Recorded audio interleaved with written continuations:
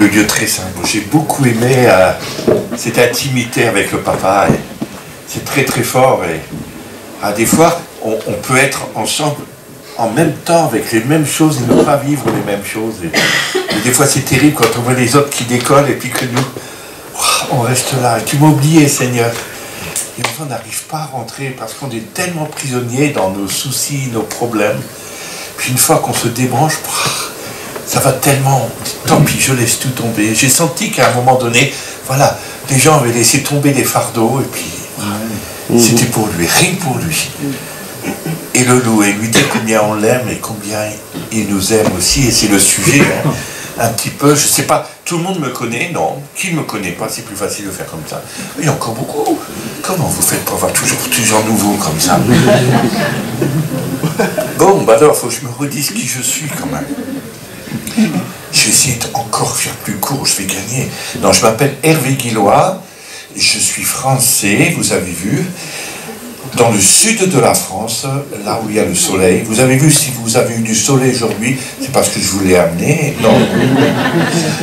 Parce que je ne peux pas supporter l'humidité, non, c'est pas ça. Mais en fait, voilà, j'habite tout près de Toulouse, enfin tout près, il y a quand même 60 km, mais c'est pas trop loin quand même. J'ai changé. Avant, j'étais côté Méditerranée, maintenant, je suis côté océan. Voilà, c'est comme ça. C'est la route qui rejoint les deux côtés. Et puis, je suis marié, puis j'ai 4 enfants et 6 petits-enfants, voilà. Je suis un papé. En Suisse, c'est la purée de pommes de terre. À midi, on a mangé la papé, la pâté, je ne sais pas comment on appelle. Mais, en tout cas, chez nous, c'est le papé, voilà. Et j'aime être le papé avec mes petits-enfants et jouer. J'ai une de mes petites filles qui a 1 an, quand elle me voit, elle parle pas encore, elle est comme ça. Elle voudrait aller jouer avec moi déjà, elle commence seulement à marcher, quoi. Mais c'est rigolo, quoi, et j'aime beaucoup, alors, l'évolution et d'être un homme normal, quoi, voilà, et puis de pouvoir jouer avec les petits-enfants. Et puis Dieu m'a donné un ministère prophétique, et c'est vrai que ça me fait voyager dans beaucoup de pays, beaucoup de nations, et ce que je vois dans tous ces pays et toutes ces nations, c'est comment Dieu agit dans les cœurs et dans les vies, et comment il peut changer des personnes, et comment il peut transformer des vies, et même des gens qui ont peut-être connu Dieu il y a longtemps, et puis tellement blessés, puis revenir d'un coup, parce que Dieu a donné une parole réma à leur cœur, qui a bouleversé leur vie. Et ça, c'est vraiment extraordinaire. Moi, je suis toujours, moi-même, en admiration de ce que Dieu dit. En fait, si vous savez, je ne sais rien avant.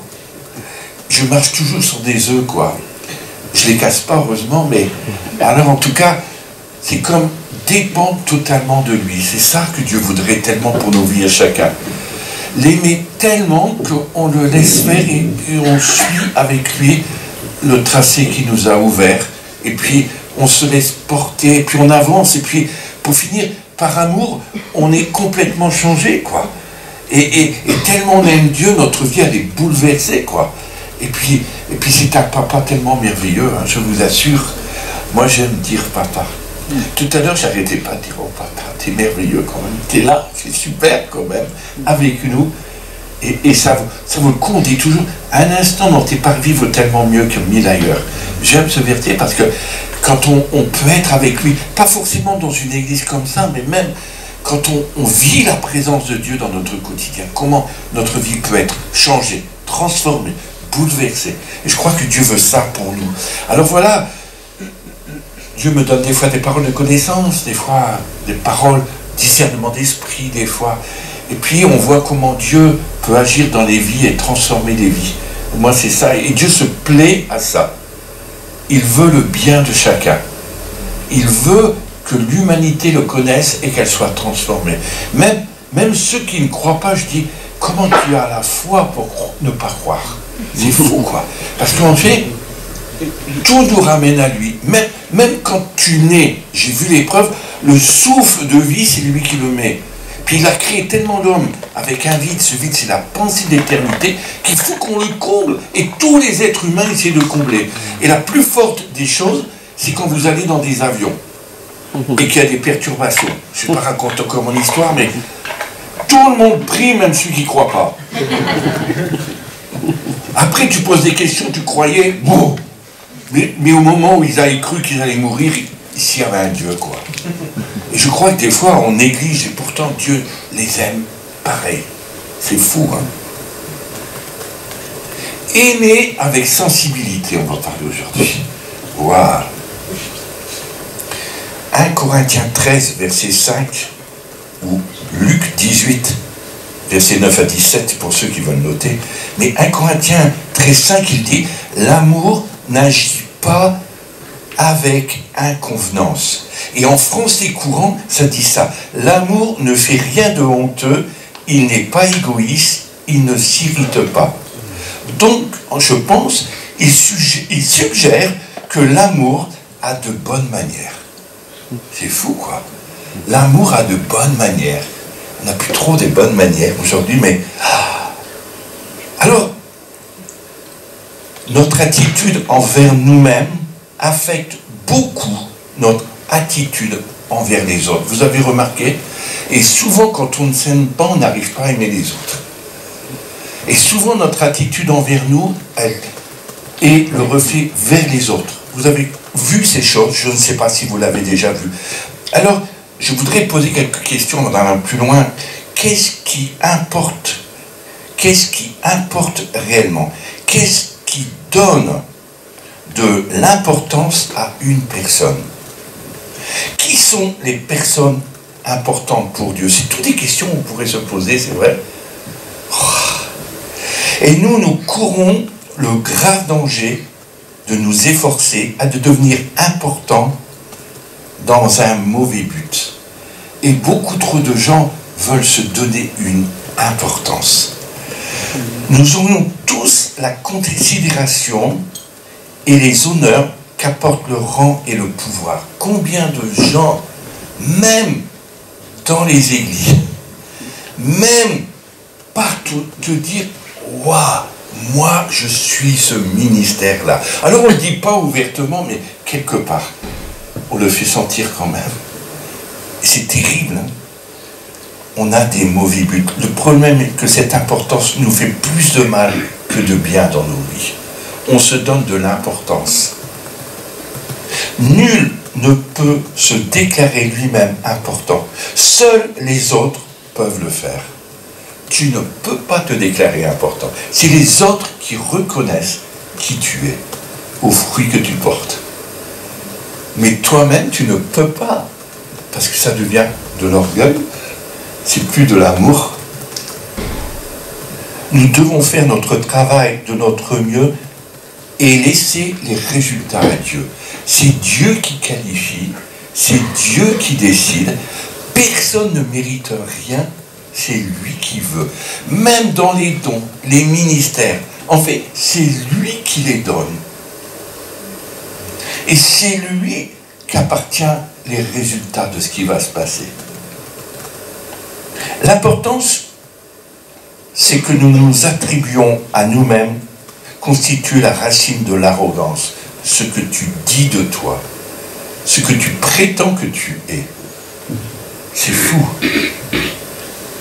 Au fond, nous exprimons le désir de nous substituer à Dieu pour diriger les autres et notre vie en même temps. On veut tellement faire des choses qu'on a envie qu'il se passe. Même amener les gens à Christ. Même obliger à ce qu'il se passe comme ça. Telle et telle chose. C'est terrible, tout ce qui se passe comme ça. De manière subtile, nous disons un petit peu comme Napoléon. Vous connaissiez Napoléon? J'aime citer des hommes comme ça. Il disait, je ne ressemble pas aux autres hommes. Les lois de la moralité ne s'appliquent pas à moi. C'est ce qu'il disait. Tu te rends compte, Napoléon? C'est faux, quoi, le Corse. Je ne ressemble pas aux autres hommes et les lois de la moralité ne s'appliquent pas à moi. Et des fois, il y a beaucoup de gens comme ça. Fais ça, mais c'est pas pour moi. Et souvent, c'est de l'arrogance, c'est vrai. C'est plus de l'amour, n'est-ce pas? Cela produit un manque de considération et de l'impolitesse vis-à-vis des autres. Quand tu te prétends être. Ça, c'est pas l'amour. C'est pas aimer avec sensibilité. Nous foulons aux pieds les autres et leurs droits parce que nous croyons tout avoir sous notre contrôle. Et c'est ce que Napoléon avait. Il disait qu'il contrôlait tout. Il voulait contrôler le monde. C'était lui le grand chef. Et je crois que l'amour nous libère de l'arrogance. Et quand tu es, et que tu reçois l'amour de Dieu, ton arrogance disparaît. Tu le laisses devant. Tu n'as plus rien à prouver. Moi je dis souvent, j'ai rien à prouver en fait. Je suis ce que Dieu a voulu que je sois. Mais qu'est-ce que je peux mériter? Rien. Vous savez, mais pour ça il faut... On peut se mettre un clou dans une main, mais on ne peut pas mettre nous-mêmes dans l'autre après qu'on est cloué d'une main. Donc il faut les autres qui puissent mettre l'autre clou quelque part. Je pense que c'est vrai. Dieu veut nous apprendre à se rendre compte que c'est lui qui est important et tout ce que je fais, tout ce que je suis, c'est lui qui le veut. C'est-à-dire que je ne peux pas. On est mort, quoi. Mais c'est lui qui vit en nous. Et je suis vivant avec lui, et c'est lui qui est honoré de tout ce qui peut se produire. Mais je n'ai aucun mérite. C'est pour ça que quand je vous disais tout à l'heure, même quand j'apporte des paroles, je ne sais pas, mais je les laisse faire. C'est un don. C'est quelque chose que Dieu m'a donné, mais c'est lui qui l'a voulu, mais moi je n'ai pas cherché. Et des fois, je n'aurais même pas eu envie, comme il a dit Jean-Marc tout à l'heure, l'avoir. Des fois, c'est tellement une pression sur nos personnes. Puis je dis, mais non, je dis, Seigneur, pourquoi tu as voulu? Bon, tu me l'as donné, tu sais ce que tu fais. Mais il donne à ceux qui lui obéissent, ceux qui l'aiment et ceux qui feront sa volonté. Et il dit que sa volonté est bonne, agréable et parfaite. Et il dit qu'il faut lui obéir. Et ça, c'est important, mais c'est très difficile, en tout cas, pour nous. Et je crois que plus tu vivras l'amour de Dieu dans ta vie, plus toutes ces choses, ça va se faire naturellement. Mais il faut le vivre avec sensibilité. C'est vraiment l'amour avec la grâce, la sensibilité. Et c'est extraordinaire, je trouve, en tout cas. Il s'ensuit que sans que nous le recherchions, Dieu nous emploie dans des stratégies pour former le royaume autour de nous. À cause qu'on le laisse passer devant. Jésus disait, tout à l'heure, c'était cité dans le verset, il ne faisait que ce que son Père lui disait. Et il avait une telle intimité avec son papa. J'ai aimé ce verset que tu as dit, parce que il voudrait que nous aussi, nous soyons pareils que lui, il était avec son Père, et qu'on se le soit les uns avec les autres. Mais on ne peut pas le vivre naturellement, sauf si l'amour de Dieu vient nous remplir et nous amener à vivre ça. Et alors, il va nous donner des stratégies, des choses incroyables. Des fois, dans des circonstances, des fois, je me dis, heureusement que tu étais là, je crois que j'aurais coulé, quoi. La peur, la crainte, beaucoup de choses. Mais je crois que l'amour de Dieu bannit aussi toute cette crainte, transforme tout ça. Une personne à qui on a accordé du crédit n'a plus besoin de convaincre les autres. Vous savez ça? Quand Dieu te reconnaît, tu n'as même pas besoin de prouver, quoi. C'est Dieu qui nous reconnaît. Pour ça, souvent, je dis, quand je vois certains ministères prophétiques qui disent, ah, une fois, il y a un jeune, je vous raconte l'histoire, et des jeunes, ils sont venus me voir. On dit, nous, on connaît un ministère prophétique du côté de Toulon, par là, enfin, dans le sud, est de la France. Puis il dit, c'est incroyable, il a des choses comme toi, tu veux le connaître? Mais je dis, oui, je ne connais pas qui il est. Ah, il est jeune, il a 26 ans, mais je dis, ça m'intéresse de partager avec lui pour voir qu'est-ce que Dieu lui dit, quoi. Juste un échange. Et je dis, vous lui donnerez mon numéro. Il a dit, et il a répondu, il n'y a pas d'autre prophète que moi sur la terre. Oh, 26 ans. Je dis, oh Seigneur, quelle arrogance. Il n'avait vraiment pas connu l'amour du Père. Il ne savait pas que Dieu était bien au-dessus de lui. Et je crois que des fois, on a besoin, c'est Dieu qui accorde crédit. On ne se choisit pas ministère. Ça, c'est une des choses, qu'il soit apôtre, prophète, pasteur, évangélique, docteur. On ne peut pas. Il a plu au Saint-Esprit et à l'Église. Et c'est Dieu qui nous reconnaît. Alors, j'ai dit, des fois, il y en a qui se sont reconnus tout seuls. Comment ils ont fait? Je crois que voilà, ça ne va jamais loin.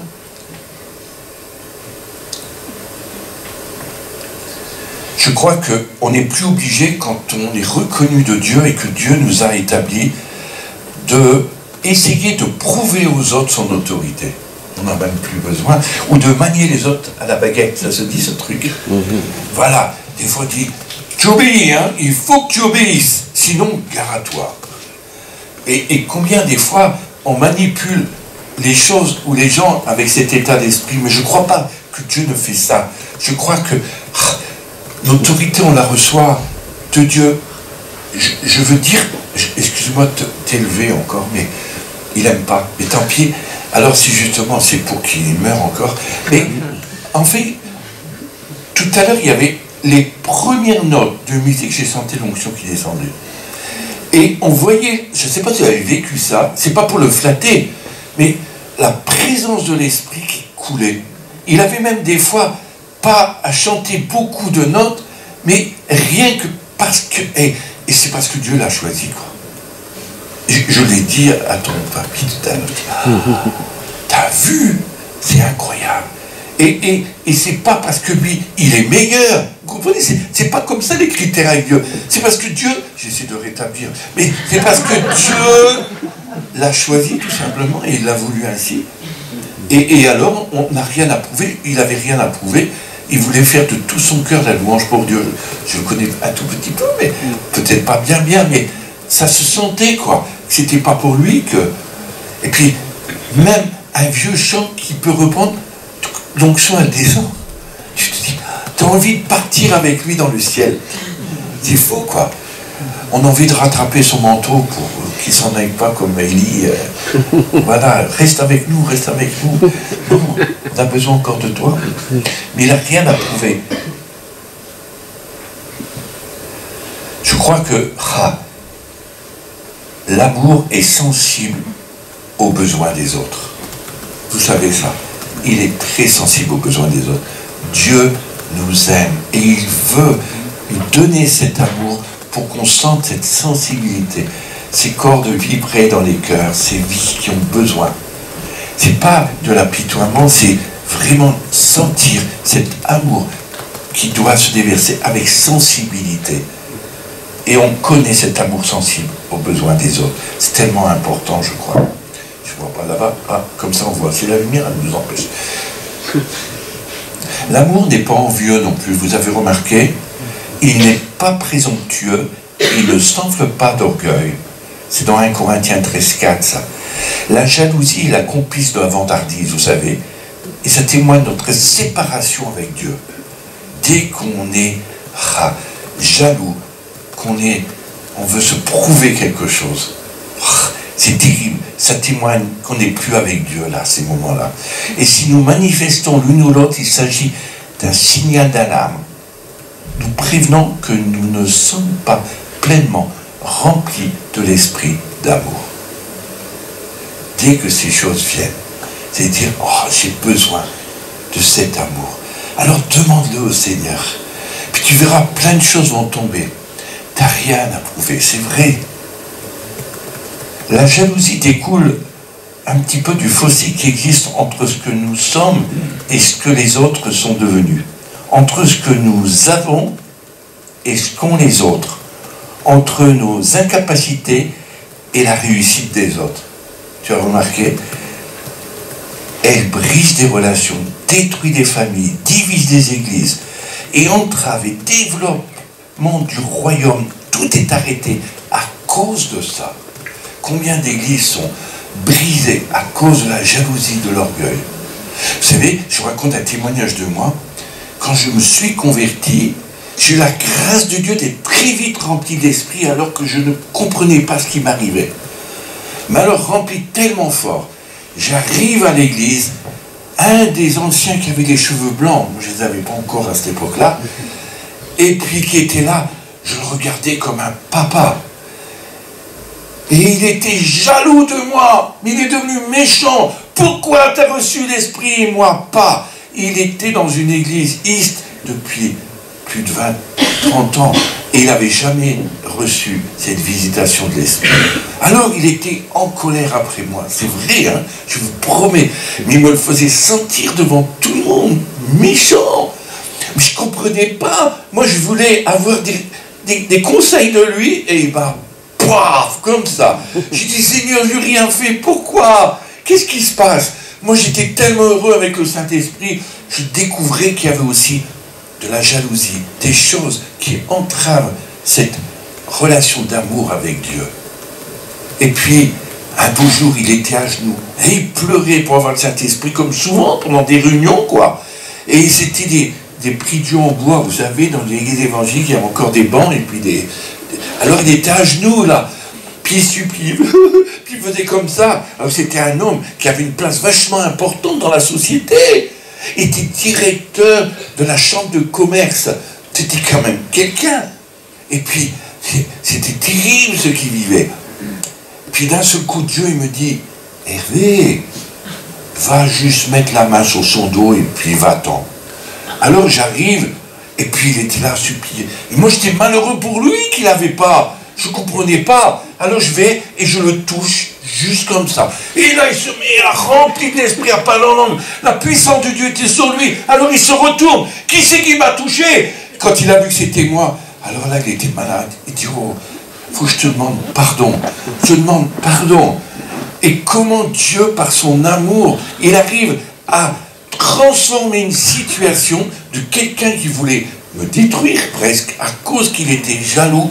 Pourtant il était chrétien, hein, c'est vrai. Et puis il avait des responsabilités. Et puis comment Dieu a pu changer son cœur. Et il s'est servi de celui qu'il ne pouvait pas sentir parce que j'avais été béni, puis pas lui. Et souvent c'est ce qui se passe. Et ça détruit l'église, ça détruit la famille, ça détruit tout autour de nous, parce que pourquoi lui il a eu puis pas moi? Pourquoi lui il a eu ce ministère et pas moi? C'est pas juste, Seigneur. Ça c'est vraiment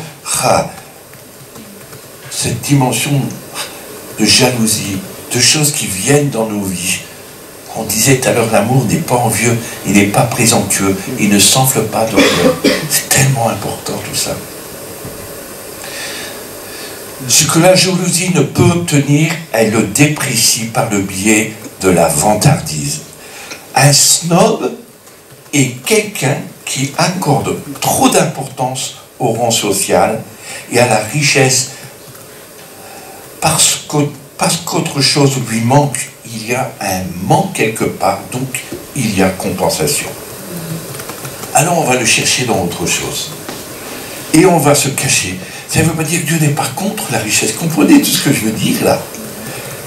Et je crois que c'est tellement important.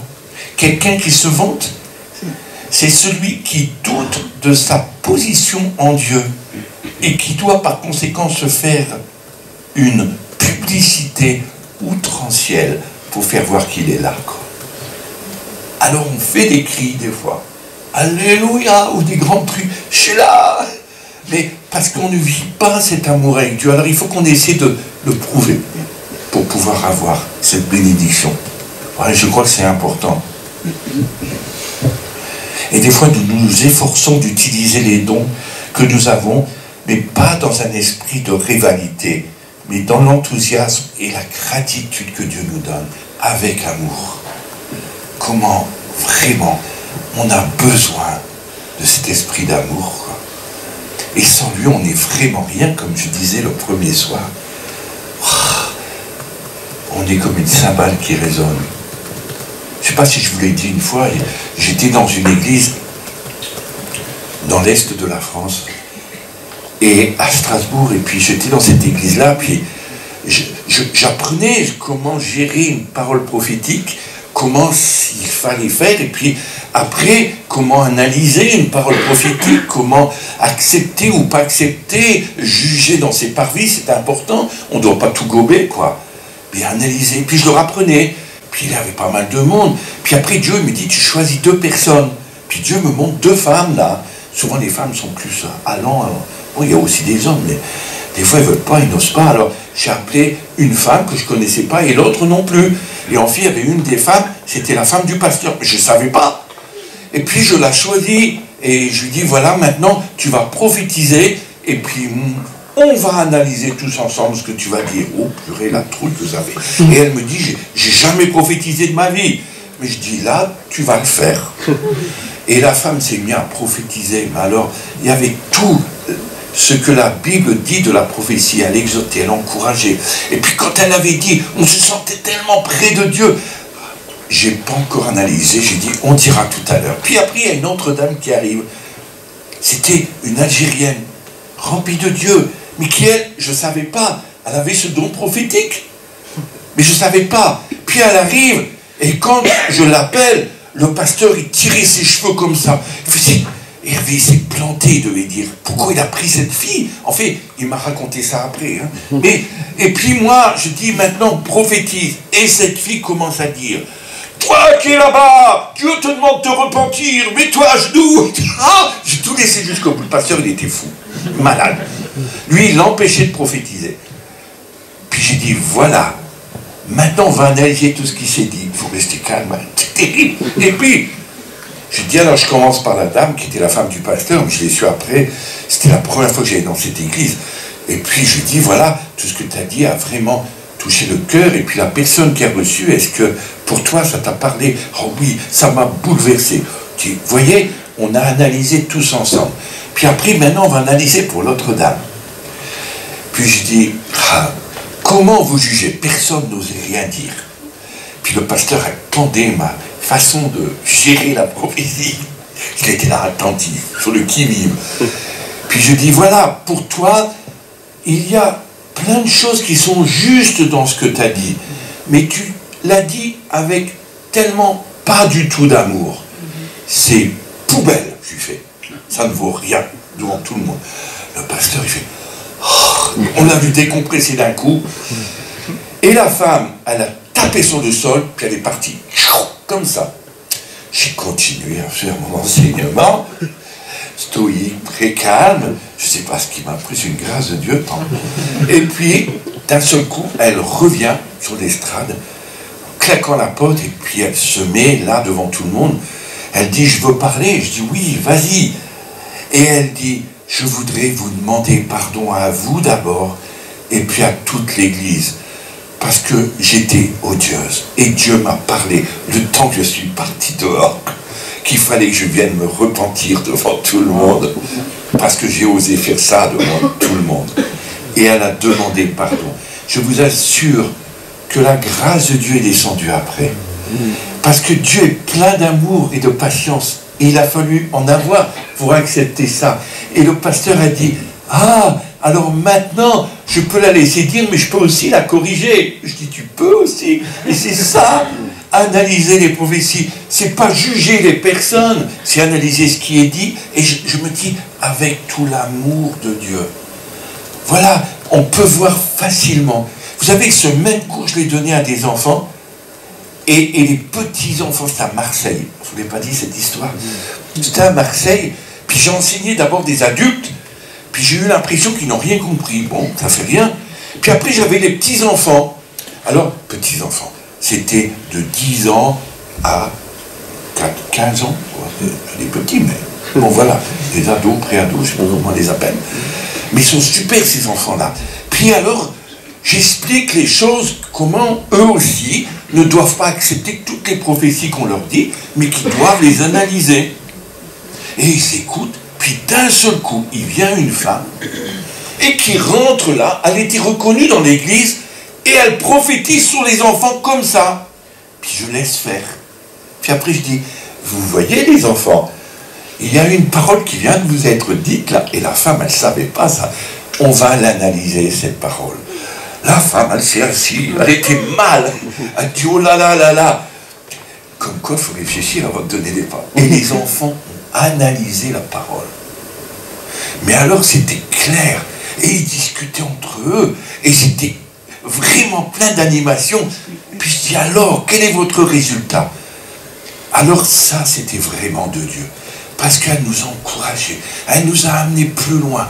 Et puis maintenant, on a tellement envie d'aller encore plus près de Jésus après ce qu'elle a dit. Je dis, donc, c'était de Dieu, oui.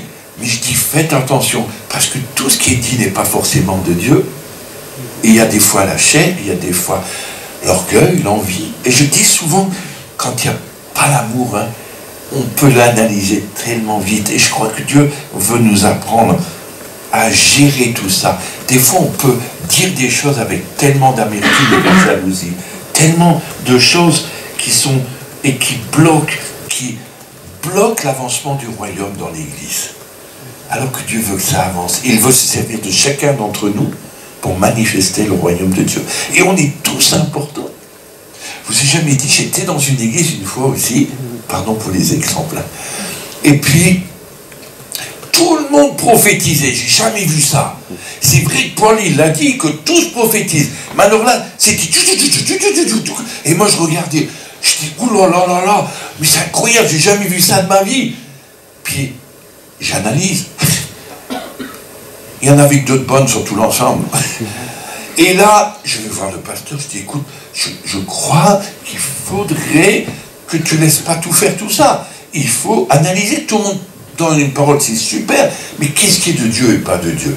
Puis vous aviez tout un groupe de personnes âgées au bout qui en avaient marre. Ils supportaient plus ce système-là parce qu'ils disent n'importe quoi. Parce que chacun avait tellement envie de parler. Et je crois que on n'a pas besoin de prouver rien. Hein. C'est quand l'esprit le fait, il le fait, puis c'est tout, quoi. Mais analysez et jugez dans vos parvis avec plein d'amour. Jugez ce qui est dit. Et je crois que c'est très important. Moi, je vous encourage à le faire. Parce que dès qu'on est rempli de cet amour, nous devenons capables de louer Dieu pour nos dons personnels et ceux des autres après. On est capable d'être heureux quand il y a des choses qui sont dites et que c'est même pas nous qui l'avons dit. C'est tellement important. Moi, je me réjouis quand ça vient des autres, quand il y a des choses qui sont données. Et puis Dieu me le confirme à mon cœur. Alors je vais vite les trouver. Je dis, oh, c'est super ce que tu as dit. Et il faut encourager. C'est pour ça que je l'ai fait pour lui. C'est vrai, parce que c'est tellement important. Et je crois que... vous savez, le Virgile de Dante, je ne sais pas si vous savez, avait raison. Il disait, l'envie gonfle les soupirs des hommes. C'est incroyable. Et je crois qu'aucune crainte de cet ordre ne vous influencerait si l'amour d'une sphère supérieure exaltait vos désirs. Si tout ce qu'il a dit, je vous le répète, c'est vraiment bien, l'envie gonfle les soupirs des hommes. Aucune crainte de cet ordre ne vous influencerait si l'amour d'une sphère supérieure exaltait vos désirs. Présence de l'Esprit de Dieu. Nous avons reçu l'amour supérieur au travers du Saint-Esprit. Est-ce que vous avez reçu l'esprit d'amour, quoi? C'est tellement important. Est-ce que vous avez reçu ça? Pour aimer tous. Peut-être il faut que j'arrête de parler, mais c'est incroyable. On aurait tellement de choses à dire sur l'amour, hein. Il y a plein de choses. Et tu te dis, on est tellement loin de le vivre, quoi. Alors, ça remet plein de questions en nous. Tu te dis, je suis chrétien, mais est-ce que j'aime les autres? Est-ce que mon amour est suffisant pour les autres? Est-ce que je n'ai pas besoin d'une dose d'amour du Seigneur pour être guéri et vivre quelque chose de fort avec lui? Peut-être de baisser mes armes, de baisser mes prétentions, de tout laisser tomber. Écoutez ce qu'il a à nous dire. Waouh! Voilà. Je vais arrêter, peut-être je vous ai bassiné un peu, mais aimer avec sensibilité. Et puis il est dit, et le don de gratitude, l'amour et le don de gratitude. C'est fort, hein? Merci Seigneur pour ta parole qui est la vérité, mais je te prie pour que plusieurs qui n'ont pas reçu l'esprit d'amour le reçoivent. Moi je l'appelle comme ça, l'esprit d'amour. Cette présence, cet amour de toi qui va changer nos natures et transformer nos vies. Et c'est ça aussi ton amour, c'est ça, vivre par l'esprit, c'est tout ça qui est important. Et si on t'aime, et si on se laisse aimer de toi, notre vie va être tellement changée, et ça va être tellement supérieur parce que le monde croira, à cause de l'amour qu'on aura les uns pour les autres, et l'amour qu'on aura envers le Seigneur. Alors oui, tout le monde va croire. Il n'y a pas besoin d'autres formules. Pas besoin de grands systèmes d'équations avec des grands points et des petits points. On a tellement de choses et de formules dans nos églises parce qu'on ne vit pas ça. Alors il faut arriver à démontrer des choses et on n'a pas besoin. Quand l'amour est là, ça coule.